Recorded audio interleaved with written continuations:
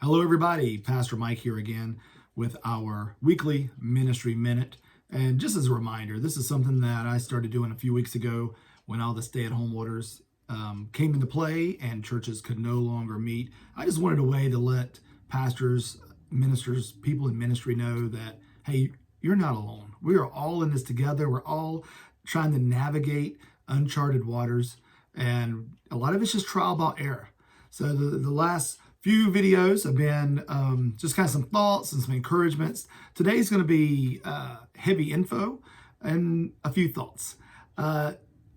Georgia decided the other day that they're going to be one of the first states to start really opening some things up. And so I have a colleague that's a pastor of a Baptist church in Georgia, and he shared that the Georgia Baptist Mission Board has put out a very thorough just guidelines of what they would like you to do if you are planning to reopen your church anytime soon.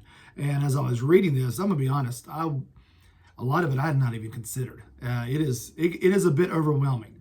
And after reading it, I'll get to that in a minute. I had some thoughts about it, but I wanted to just kind of run through a few things real quick with you guys today as I was looking through this. Again, these are guidelines put out by Georgia Baptist Mission Board. They're just saying, hey, we encourage you to follow and consider these guidelines when you go to reopen your church. The first portion, prepare your church. They go into great detail about things that need to be done. You know, obviously clean the church, sanitize, wipe down doorknobs, light switches. I mean, all those are great ideas. They go so far to say you should consider shampooing the carpets. I'm going to leave that up to you. I don't know. That might be a little much, but again, you know how much carpet you have in your church and what your church budget is to be able to handle that. They also do little things like pay attention to your preschool and children's area. Make sure that's sanitized, of course. Post signs telling people, hey, we're not shaking hands. Non-contact greetings.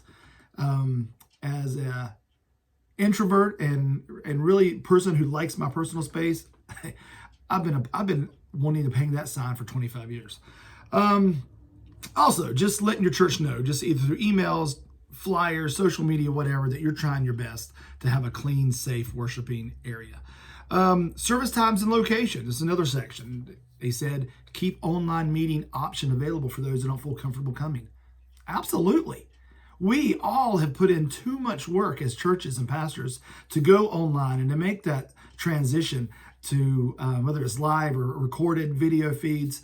There's no sense in getting rid of it just because we can start meeting together physically again in a church. We need to keep that going constantly. So absolutely keep that going. They also say maybe go to multiple services as a way to kind of divide up your congregation. Again, you know your church, right? You know if you have enough volunteers to do that. You're talking about double the choir, double the worship team, double the greeters. You're talking about some sacrifices from some folks. So you know your space. I would say just use wisdom. Amenities. They talk about this. Restrooms. Now this is the part that I almost a game stopper for me. It says you must decide whether or not you're going to allow bathroom usage at this time. The governor's office is recommending that you don't. I don't know. I don't see how we can meet together, whether your church is 25, 75, 200, 300.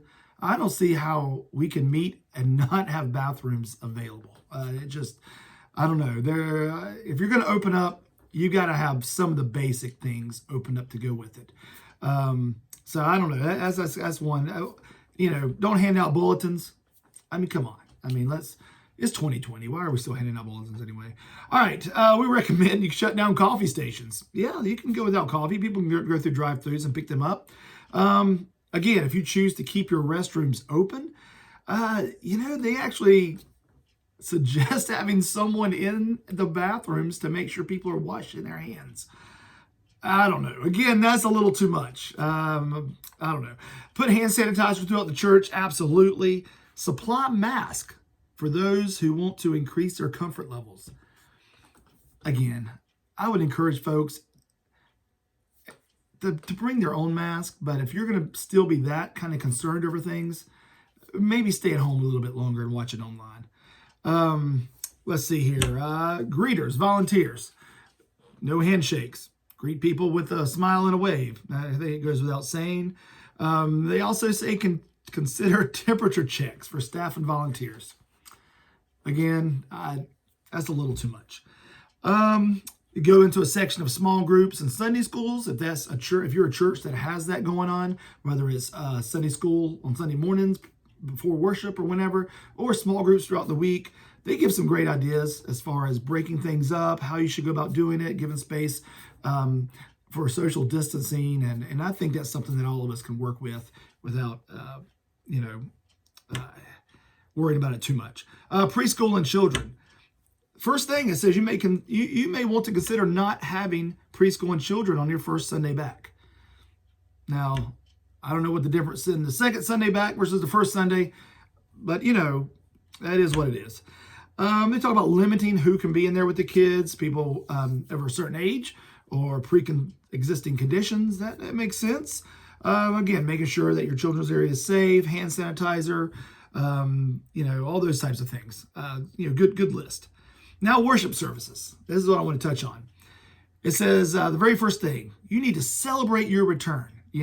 Have this comeback service, encourage praise and a time of testimony and blah, blah, blah, blah, blah. But then like the next 6 or 7 things after that is all about what they don't want you to do. Things that we need to consider. And as I was reading it, from having people in the same household sit together and separating groups, to, again, not handing out bulletins, to not doing communion as far as passing plates and bowls, not doing offering with passing the plates and the bowls, don't pass microphones. Come up with a fun way to do non-contact greetings. And the last one, consider dismissing in an orderly way to ensure social distancing. So this is what kind of stuck with me, Ron. And again, this is a great list. I read over it, lots of stuff I had not even thought about. Lots of things that I know that we probably need to implement in our own church as we start to gear back up and meet again, whenever that may be, a few weeks from now, a month from now, 2 months, whenever our state decides to open things back up. But as I read this, to me, worship, to coming together as a church, as a congregation, is something that should be joyful, something that should be stress-free, a time of just laughter, of just sharing, of sharing life together, crying together, just worshiping together. And I was reading these guidelines and I'm like, man, all we're really going to be doing is sitting in fear, sitting scared to death. If somebody coughs, why are they coughing? If somebody sneezes, why are they sneezing? Seeing someone come out of a restroom, wondering, did they wash their hands? Seeing someone accidentally forget and maybe reach out to shake a hand. Are we going to look at them and chastise them for doing that? I don't know. I read that this morning and it just didn't sit well. I'm like, I don't have an answer. Like I said, this is just an immediate off-the-cuff thing. I don't have an answer. I think your church, your congregation, the community in which your church is located. There's some churches in certain communities that need to take a lot longer before they start meeting just because the outbreaks have been greater. There's some churches that maybe out in rural America somewhere that haven't had any, COVID-related crisis or sicknesses or deaths, and maybe there's something going on there that they can start meeting together a little bit earlier. Like I said, I don't know if this is the end-all be-all list, and I'm going to take this list and I'm going to link it in the comment section of our video. It'll be found there on YouTube, and so I would love for you to read over it and give me some of your thoughts. Like I said, I think there's some great stuff here. I don't want to throw the baby out with the bathwater, but there's a lot of things in here that I think are still kind of stress or fear-inducing, and I don't think church and coming to church and worship should be that. We can be cautious. I want us to be cautious. I want us to take the necessary precautions to make sure everyone that shows up is as safe as possible. But is it worth meeting together if everyone that is in your church meeting is afraid and scared and stressed? I don't know. Like I said, I don't have an answer for that. Maybe you do. I'd love to hear from you. But this is a little bit longer, Pastor Minute. This is Pastor Minutes today. But thanks for hanging with me. Love to hear your comments. And see you real soon.